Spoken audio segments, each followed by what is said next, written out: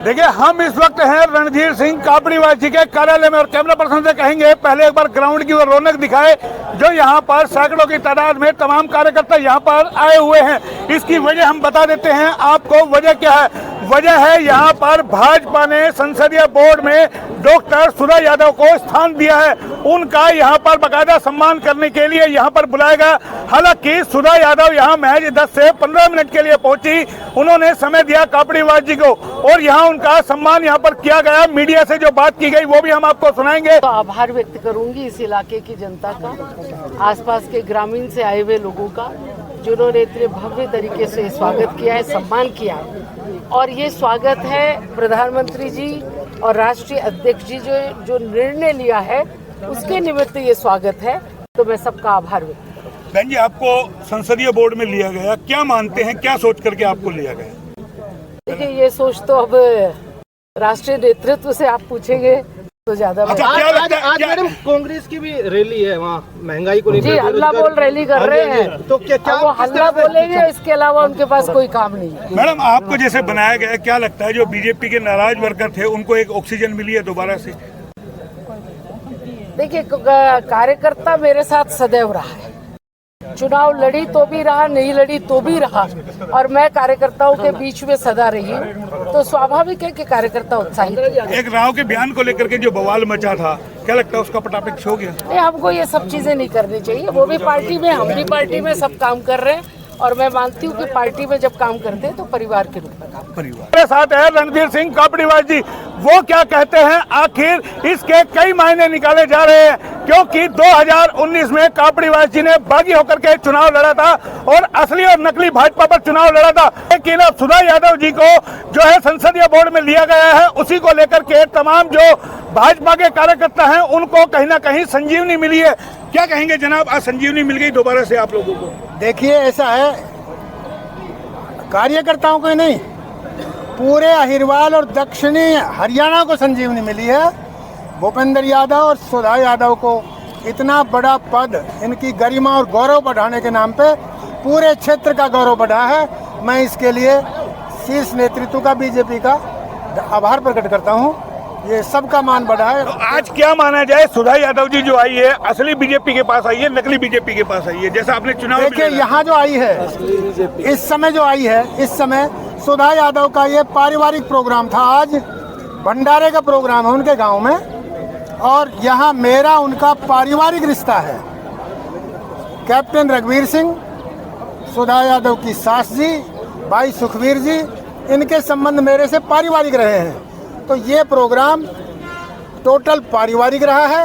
और राजनीतिक दृष्टि से भी, क्योंकि मैं राजनीति में रहा हूँ, राजनीतिक रहे हैं, तो मैंने पहले भी एक बात कही थी, आप सब सुनते रहे हैं कि हम तो असली बीजेपी हैं। और भाई, मेरे तो अंदर बीजेपी है, तो कोई बड़ी बात नहीं है। अब बीजेपी क्या सोचती है, क्या करती है, वो बीजेपी का काम है। क्या लगता है यहाँ आने से राव को एक और झटका लगेगा? यार, झटका तो उसको अब क्या लगेगा, झटके लायक रहा नहीं, तमाम राव विरोधी अब एक मंच पे आने लगे। सुधा जी को जैसे ही मिला गया, जो समिति में स्थान मिला है, उसके बाद हम देख रहे हैं जगह जगह उनका सम्मान किया जा रहा है। तो क्या लगता है, तमाम जो बीजेपी में थे, जिनको एक राव की वजह से नाराजगी थी, उनको एक संजीवनी दोबारा से मिली है? उसके विरोधी नहीं, उसके समर्थक भी हैं यार, इसमें सब आ रहे हैं, केवल विरोधी नहीं, समर्थक भी आ रहे हैं। 2024 के क्या मायने निकाले जाए? क्या चुनाव लड़ेंगे कापड़ीवास जी? कापड़ीवास जी की उम्र तो देखो। तो कोई आपने वारिस तैयार किया हो, अपना कोई वारिस हो? भाई, वारिस को अपनी जगह खुद बनानी होगी। जो मेहनत करेगा, समाज का सम्मान करेगा, लोगों की सेवा करेगा, तो लोग उसका मौका देंगे। केवल मैं व्यक्तिगत तौर पे और लोगों की तरह नहीं हूँ कि अपने मैं किसी वारिस को थोपूं। ऐसे मेरी ऐसे में कार्यकर्ता में क्या मैसेज जाता है? कार्यकर्ता क्या कहे, कापड़ीवास जी चुनाव लड़ेंगे नहीं, रिटायर हो रहे हैं, तो फिर कार्यकर्ता को एक स्थान चाहिए, उसके लिए कोई आप लोगों ने? स्थान के लिए तो मैं हाजिर हूँ, हर समय पूछो। आज भी जो काम नेता लोग नहीं कर पाते, मेरे कार्यकर्ताओं का के लिए मेरा घर खुला है। जो वो नहीं कर सकते, वो मैं अब भी करता हूँ, करूँगा। आज कांग्रेस की दिल्ली में हल्ला बोल यात्रा है, महंगाई को लेकर के, बेरोजगारी को लेकर के जो स्थिति है, उसको लेकर के क्या आपकी प्रतिक्रिया है? नहीं, अपने अपने आधार बढ़ाने के लिए सब करते हैं, उनको करना चाहिए। विपक्ष का आपको लगता है होना चाहिए? विपक्ष जरूरी है? विपक्ष मजबूत होना चाहिए। विपक्ष का मजबूत होना राष्ट्र के लिए भी जरूरी होता है। लेकिन आपके मोदी जी तो कहते हैं विपक्ष मुक्त हमें भारत बनाना है। विपक्ष मुक्त नहीं, वो तो कहा करते कांग्रेस मुक्त। हाँ, कांग्रेस मुक्त। तो मतलब मैं वही पूछ रहा हूँ ना कि होना जरूरी है क्या?